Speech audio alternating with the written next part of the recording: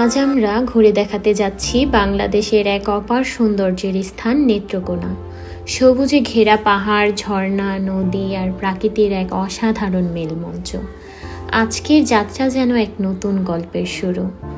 দুপুর 12:30টার দিকে আমরা রওনা হই ঢাকা থেকে, গন্তব্য নেত্রকোনা। পথে পড়ল গাজীপুর। চারপাশটা যেন সবুজে মোড়ানো, সারি সারি গাছ, খোলা আকাশ আর প্রাকৃতির এক অন্যরকম প্রশান্তি। দেখতে দেখতে মনে হচ্ছিল শহর যেন পেছনে পড়ে গেছে আর আমরা প্রকৃতির কোলে ঢুকে পড়েছি।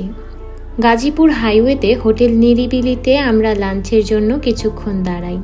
পেট পুড়ে খেয়ে আবারও রওনা দিলাম নেত্রকোনার দিকে। বিকেল গড়াচ্ছে, রোদটা একটু বেশিই ছিল, তবে আমাদের উত্তেজনার ঘাটতি ছিল না একটুও।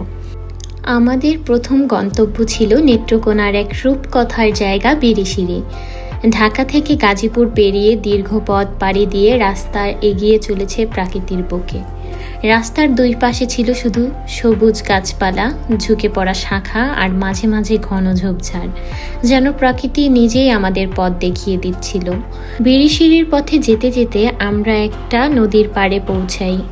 নদীটা খুবই সুন্দর ছিল, তাই আমরা গাড়ি থামিয়ে এখানে কিছুক্ষণ দাঁড়াই। এই নদীটা পার হওয়ার পর, ওই পার যাওয়ার পর তারপর হচ্ছে আমরা বিরিশিরি পৌঁছে যাব। আজকে অনেক জার্নি করা হয়েছে, যে গরম ছিল চারদিকে।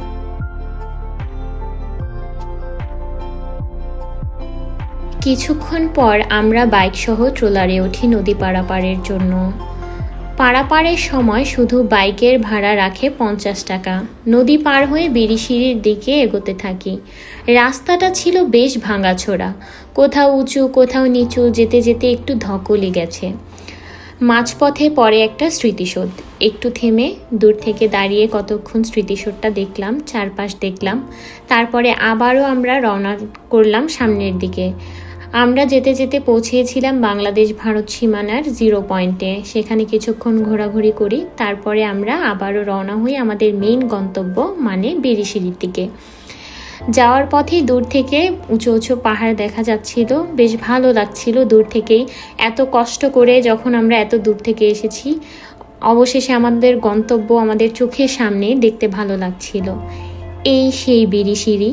তো সবুজ পানি, পাশে দাঁড়িয়ে থাকা সাদা পাথরের বিশাল পাহাড়ের মতো গঠন, সাদা পাথরের গায়ে হালকা রঙের খেলা, কোথাও ধূসর, কোথাও সাদাতে, কোথাও মাঝে মাঝে হালকা লালচে আভা। আরিফ, তোমার অনুভূতি কি? অনুভূতি খুব ভালো। ভালো ফেস। আমার হাত দেখলে বোঝা যায় এখানে আমার ঘড়ি ছিল, যেখানে ওইখানে হচ্ছে ফর্সা হয়ে রয়েছে, আর পুরা হাত এই যে পুরো স্পট পড়ে গেছে।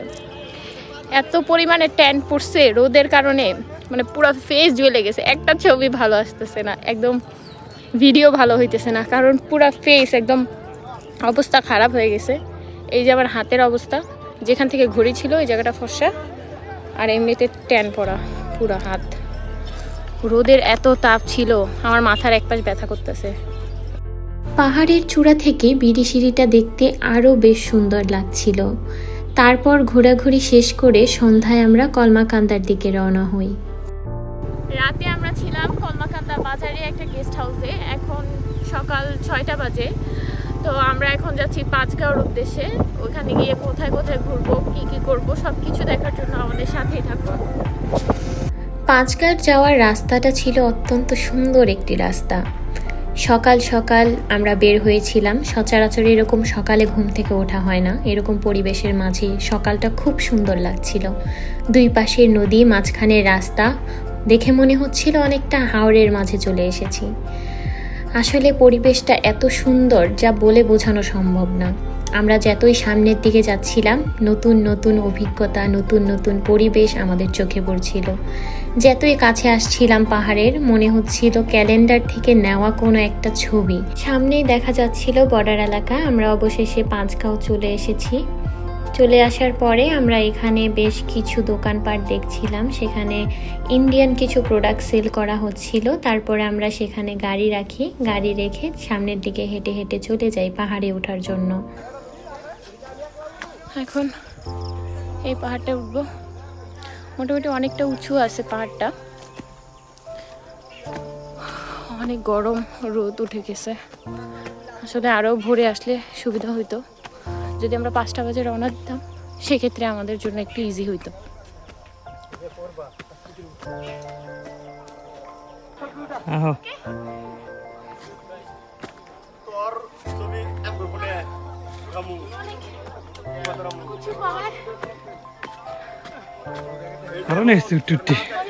গরম আমার দুর্বল অনেক গরম। তো পাঁচগাঁও ঘোরা শেষে এখন আমরা আবার হোটেলের দিকে চলে যাচ্ছি। এখানে আসলে ঝর্ণায় এখন যাওয়া নিষেধ, এখানে বিএসএফ ঢুকতে দেয় না ঝর্ণাতে। ইন্ডিয়ার মধ্যে পড়ছে, আর এখন তো বাংলাদেশ ইন্ডিয়া নিয়ে যে ঝামেলা হইতেছে, এখন বর্ডারে আর একটু কড়াকড়ি করে দিছে। তো আমরা ওই ছোট পাহাড়টায় উঠলাম, এখান থেকে জাস্ট এই পাহাড়টাই ঘুরলাম। এখন আমরা আবার চলে যাব। দেখি এখান থেকে হয়তো বা আমরা নিকলি হাওড় যেতে পারি। আজকের মধ্যেই নিকলি হাওড় ঘুরে আমরা ঢাকাতে রওনা হয়ে যাব। আমরা এইমাত্র এই ছোট্ট এই পাহাড়টায় উঠলাম।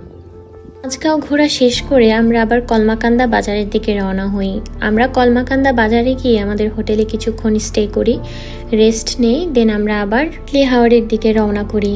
কয়েক ঘন্টা ড্রাইভ করার পর আমরা নিকলি হাওড় পৌঁছাই। সেখানে গিয়ে অনেক ভালো লাগছিল, তখন প্রায় বিকাল হয়ে গিয়েছিল। চারপাশে পানি আর এত সুন্দর একটা পরিবেশ, মন ছুঁয়ে যাওয়ার মতো।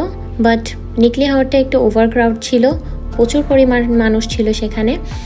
আর মানুষজন বোটে করে ঘুরছিল, লাউড স্পিকারে গান বাজাচ্ছিল।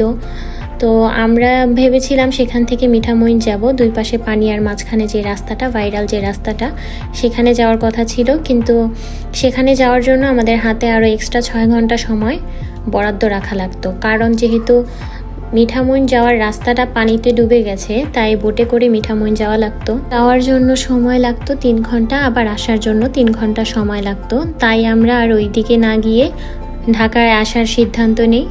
পথে চোখে পড়লো অনেক সুন্দর সুন্দর কিছু স্পট, চারদিকে পানি থই থই করছিল, পানিগুলো দেখে অনেক ভালো লাগছিল। আর এত ক্লান্ত শরীরে মন চাচ্ছিল বারবার যে পানিতে নামি।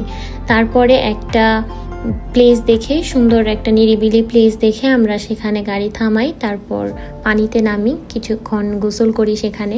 আমরা আবারও সেখান থেকে ঢাকার দিকে রওনা হই। আশা করি আমাদের ভিডিওটা আপনাদের ভালো লেগেছে। ভালো লাগলে অবশ্যই লাইক করবেন, আর এরকম আরও ভিডিও পাওয়ার জন্য আমার চ্যানেলটি সাবস্ক্রাইব করে রাখতে ভুলবেন না।